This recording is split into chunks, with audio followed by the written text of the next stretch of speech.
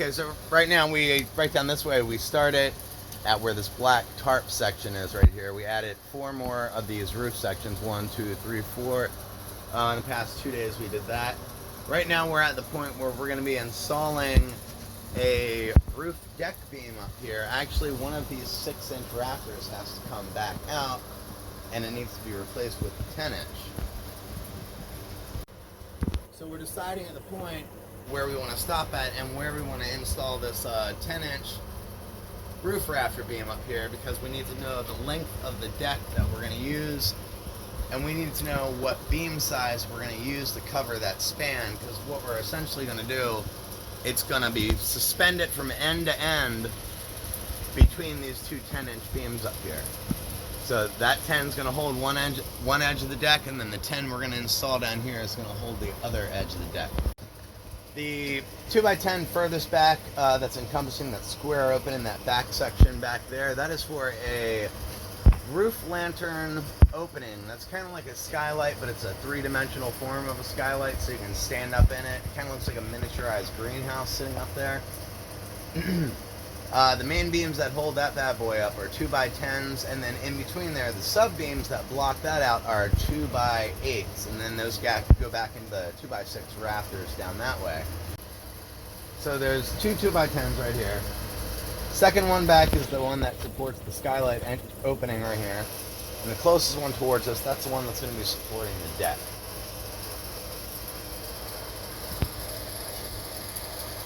General idea, what I'm trying to figure out now is there's going to be a suspended deck, suspended from end to end up here, and we got to make sure we don't put too big of a beam up there, because I don't want to overload the weight of this roof. You know, and a big, huge, massive deck is going to be a serious, heavy item, so we can't go too super crazy with the deck, but we don't want to go too small either with the deck. So now we're trying to balance that out and trying to determine the length placement for this beam going down this way. Generalized rule of thumb, if you're going to have a span of any kind of deck beam like that that's going to be holding up and supporting your deck, and it's going to be held from end to end, the generalized rule is whatever thickness the board is. Let's say if you have a 2x10, the board can span 1.5 feet versus the inches of its thickness. So if you have a 2x10, it can span 15 foot, support it from end to end, but no longer from that. And that's maxing it out. I wouldn't really want to max that out. I'd like to support that from like 14 foot, maybe have a little bit of overhang off the end. Or another alternative is to switch over to a 2x12 beam to support the main deck.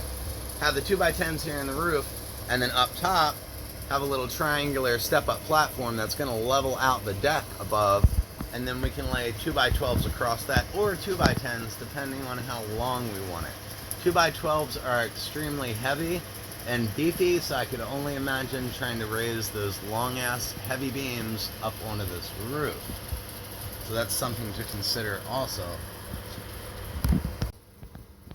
Okay, now the span of a floor joist beam, okay? To understand that, I want to suspend this from end to end and support it only from end to end.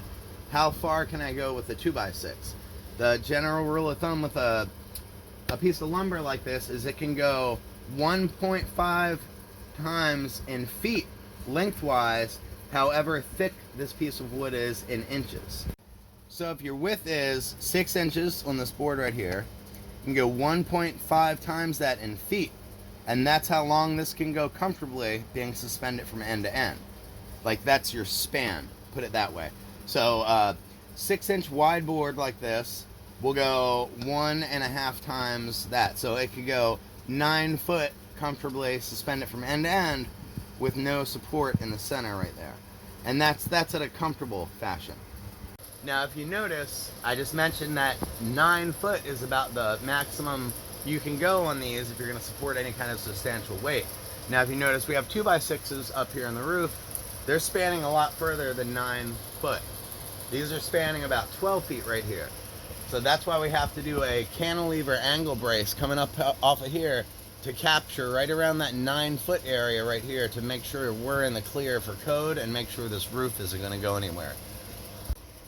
Okay, so now we're just trying to figure out the weight and the length of the deck we're going to use up here, because it has to sit across 2x10 beams that are going to be suspended from this end and this end right here, and we're going to be supporting the deck from end to end in that fashion. So now we're just trying to figure out weight and size of the deck, what size master beams we're going to use to hold the whole assembly up on the roof, and try to figure out how not to make it too heavy so we don't overload this roof assembly. I don't want to make a deck that's going to end up being heavier than the roof itself. So it's got to be kind of somewhat lightweight and not too overwhelmingly huge.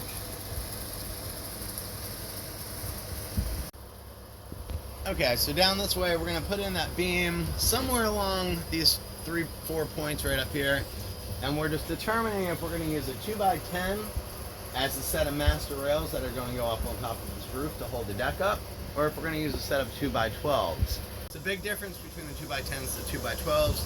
2x12s are going to be much heavier than the 2x10s, but they can support more weight and we can get more of a length run out of the deal. I'd like to stick with the 2x10s though. That'll give us a 14-15 foot max, where the other one would give us like a 16-17 foot. So we'd be losing about 2 feet in length that we could use, but it'd be a lot lighter of an assembly. And there's probably going to end up having to be 3 master rails up there on the roof holding that deck up. And then there's going to be slats going across the 3 rails to actually make the deck itself. We're trying to decide where we want to bring back this last 10 beam we're going to put up here on the roof. I'd like to stop it somewhere right around a door jamb, right where there's a double beam already there. So I know that that 10 is over a nice, super solid supported area in this assembly.